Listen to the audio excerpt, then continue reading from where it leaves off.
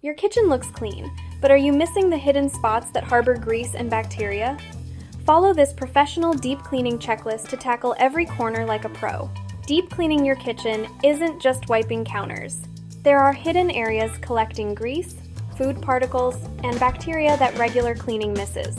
Here's the complete professional checklist that covers everything. Area 1. Appliances. Clean inside the oven, refrigerator coils, dishwasher filter, and microwave vents.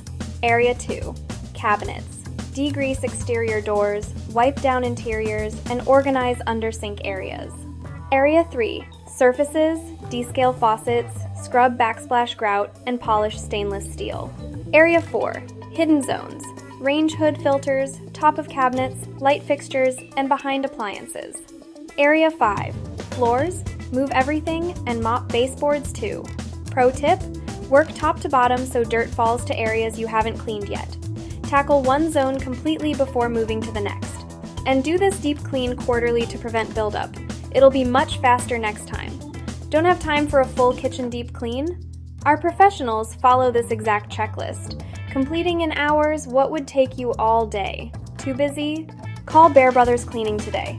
256-633-6332 or visit bearbroscleaning.com.